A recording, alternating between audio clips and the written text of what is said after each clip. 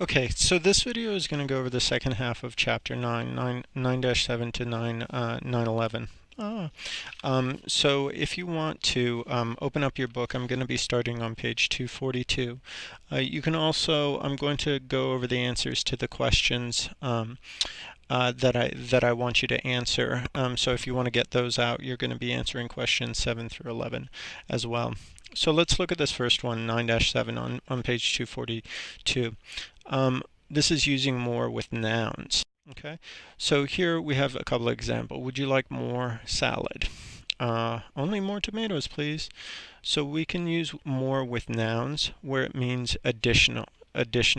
Okay, so when we're using it with nouns, we don't need to use than. So we wouldn't need to say more salad than or more tomatoes than. Okay. But when we're using more with, we can also use more with nouns in a different way. So there are more computers than people in the world. So in this case, we have more plus the noun, a plural noun, and then than. And in this case, what we're doing is we're making a comparison. We're not just saying additional, we're comparing two things. So in this case, we're saying that there's more computers in the world than there are people. We can also use more in another way. So in this case, you say, have you had enough salad, or would you like some more?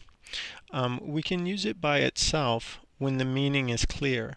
So in this case, what the meaning is do you want more salad or additional salad? Okay, but if we're using more the first time with it, when the meaning isn't clear, it's not appropriate because the person won't understand. Would you like more what? What are you talking about? Okay. So in this one, unfortunately, the answer came up right away. But that shoe has so many shoes. It has more or more shoes than any other store. Okay. Again, for some reason, these ones are just popping right up without giving us a chance to answer them. Sorry. But his closet is so messy. It's messier. It's messier than everyone else's closet. Okay. So in this case, it should be messier because you have a two-syllable adjective that ends in Y. Okay. Bill had 2 accidents. He should try to drive more carefully. So in this case, we have a one-syllable, I'm sorry, a 2-syllable adverb, but it ends, or a 3-syllable adverb that ends in ly. All right, so moving on to the next one. Here, this is on page 244, repeating a comparative. Actually, let me go back because I forgot to talk about the question. The question that you have there says, correct the mistake in the following sentence and explain why it's a mistake. There are people in China more than there are in the United States. So the mistake here is the location of more. So we need to remember that more has to go in front of the first of the two things in the comparison. So it needs to be there are more people in China than there are in the United States. So in that case, the explanation is that the more is in the wrong place. Pardon me. Moving on. So here we were talking about repeating a comparative. So these are things that you definitely will hear a lot there, a lot. So the baby gets cuter and cuter every day. So notice that we have cuter and cuter repeated. So in this one, my workload got heavier and heavier. My headache got more and more painful. So what the meaning of this when you're repeating the comparative is it's the idea of increasing in intensity, quality, or quantity. So in the first one, we're saying heavier and heavier. What we're saying is that the weight of it got to be more and more. In the second one, we're saying the headache continued to get more and more intense. So the reason why you're going to repeat a comparative is because you want to express an idea of an increasing intensity, quality, or quantity. So what's wrong here? His sneezes are getting blank and blank to stop. Smaller and smaller, better and better, or harder and harder. In this case, it would be harder and harder. Okay, and this means the difficulty is increasing. So Mindy is playing the piano smaller and smaller, better and better, or harder and harder. Well, we're going to assume that it's better and better. She could be playing it harder and harder, but I don't think her piano teacher would be smiling if she was hitting it more and more hard. With airplane travel, the world seems to be getting smaller and smaller, better and better, harder and harder. In this case, the meaning should be smaller and smaller, right? It's easier to get to different places. We could all say it's better and better. Might make sense, but smaller and smaller makes the most sense. So the more you practice, the better you play. So the more I learn, the more I want to know. The colder the weather, the better for my dog. My dog likes it. The longer the line, the better the restaurant. So this is called a double comparison, and this is 9-9 on page 245. And when we have a double comparison, what this means is that the first part is the reason and the second part is the result. So the more I learn, the more I want to know. The cause or the reason is the first thing, the more I learn. And the second one is the result of learning, the more I want to know. The thing that you should pay attention to is that in both cases, even though we're using a comparative like more and colder and better, we still use the. Most of the time, we only use the with most. But in these double comparisons, we use the as well. So here we have another example. Should we ask Annie to sit with us? The more the merrier. This is just a common expression. Or the more the merrier. When? The sooner the better. These are just two common expressions. So the first one, the more the merrier, means the more people you have, the better the situation. The second one, the sooner the better, means that it's best if something happens sooner rather than later. Okay, but these are two double comparisons that you may hear a lot. So if the food is tasty, we can eat we eat more. So the tastier the food, the more we eat. What about this one? Good tools make a job easier. The better the tools, the easier the job. Here we go. Big poles catch big fish. So in this one, the bigger the pole, the bigger the fish. Okay. So we're saying one's the cause and one is the result. So moving on, we're talking about using superlatives, and this is on page 246. So let's take a look at some examples.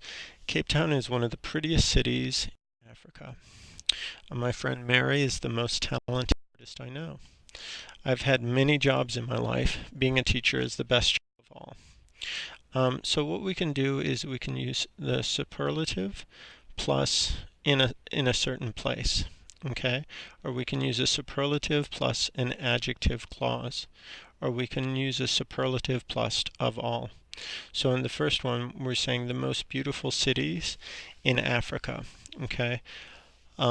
In this case, we're saying in all of Africa, this is the most beautiful, or one of the most beautiful. In the second one, the adjective clause is I know, or it actually is who I know, or that I know, but we're leaving out the who or that. And in the last case, we have of all there. So here's another example. So those ones are positive or great in number, but we can also have the least expensive of all. Okay. So most and least are opposites in meaning. So we also have this one of the best places to surf. One of the best places to surf is Cape Town. The important thing to remember is that when you use one of, after that needs to be a plural noun, but the verb is still singular. So we have one of the best places. Okay, so even though we're just talking about one, it's not okay to say one of the best place. It has to be places. The other thing that we need to keep in mind if we look at F, it says one of the best places to surf. Even though it's one of the best places, the subject is actually one. So the verb is, the singular verb, rather than are, the plural verb. Okay, so then we can also use never with a comparative, and it actually has a meaning like a superlative. So I've never had a tastier meal. It was the tastiest meal I've ever eaten. The meaning of these is the same. If you say I've never had a tastier, it means that at no time in your life has any food tasted better. Okay, which is the same as saying it's the tastiest. Okay, so then moving on, here we say I've never had a tasty meal. This one actually means something different. What it means is that no meal I've ever eaten has been tasty. So when you just put an adjective there, a regular adjective rather than a comparative, it changes the meaning of the sentence. So Judy is happy. She is the blank person in our class. The happiest person in our class. Here the answers popped up. I like all the seasons, but spring is the best season of all. So the season we don't have to include because it's already in the sentence. What about this? The blank blank blank blank, the most majestic blank in the world blank, Mount Everest. So this one is one of the most majestic, and in this case it should be mountains. Remember, that has to be plural, in the world, and it should be is Mount Everest, because one is actually the subject. Okay, and then here's our last section here, and this one is on page, moving along, page 252. Okay, so these are using the same, similar, different, like, and alike. So let's take a look at the same first. Albert and Andrea take the same classes. Gina and Tony take similar classes. Rajiv and Omar take different classes. Their classes are the same. Their classes are similar. Their classes are different. Okay? So the same, similar, and different are used as adjectives. Okay? The same means that they are identical. Similar means that they're not identical, but they're very close to each other, and different obviously means different. But we also have this construction. We can say my class is the same as yours. My class is similar to yours. And my class is different from yours. So we can also use these same words, the same, similar, and different, with different prepositions that are followed them. So the same is followed by as, and similar is followed by to, and different is followed by from. Okay, so it's important that we remember that these ones go together, because if we say the same from yours, that's not correct. If we say similar as yours, that's not correct. If we say different to yours, that's also not correct. Okay. So here, let's take a look at this. She takes the same classes as Jeff does, and Jeff likes the same teachers as she does. Okay. We can use the same and then a noun and then as for a comparison. Okay, but we can also use like. So her bike is like his bike. Her bike and his bike are alike. Okay, so when we're using is like or are like, we have the noun and then the form of to be plus like and then the noun. But when we're using alike, we have the noun and the noun together, and then the form of the verb to be, and alike after that. Okay? Then the other form that we have here is looks like. Now, when you say something is like something or something looks like, what we're focusing in on is the appearance or the sense of it. So in this case, we say that car looks like my car, or it looks like snow. So in this case, we're talking about what you're seeing, right? What it seems, what the senses tell you. In this case, the pillow feels like feathers. We're talking about the touch. Your perfume smells like spring. Okay, we're talking about the smell. this snake meat tastes like chicken, the flavor. You're acting like a child. In that case, we're talking about behavior. This seems like an interesting class. In this case, we're talking about the general appearance of something. Okay, so we can also use these sense verbs with like to make a comparison. Some of you who have studied English like literature, you may have already learned the use of the word like and as to make what we call similes. But again, these are comparisons. These are kind of comparisons. So we also have this. You say you and he look alike. They think alike. Those siblings sometimes act alike. You and your brother talk alike. Sometimes twins dress alike. Okay. With some verbs, we can also use alike. Okay. But you'll notice that just like before, when we have like by itself, we have something after it. But when we have alike by itself, we don't put anything after it. So for example, if we think back previously, or you can look on 252, where it says M, it says she looks like her sister. But then it says the twins look alike. So in one case, when you have like, you need to have a noun after it. But with alike, you don't. So what should go in these spaces? The little girls are playing dress up. Their outfits look what? And you have to look at these. Are these the same? Are they identical? Are they different? They don't look alike at all? Or are they similar, meaning that they're almost the same but not exactly the same? In this case, it should be similar.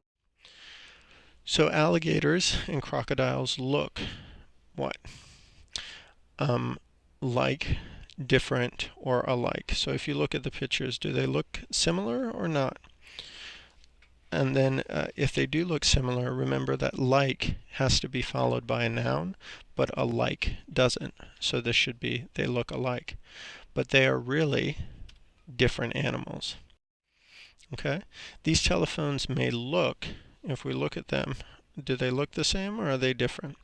So they may look different, but one can call the same number as the other. Okay, you can use both of them to call the same number.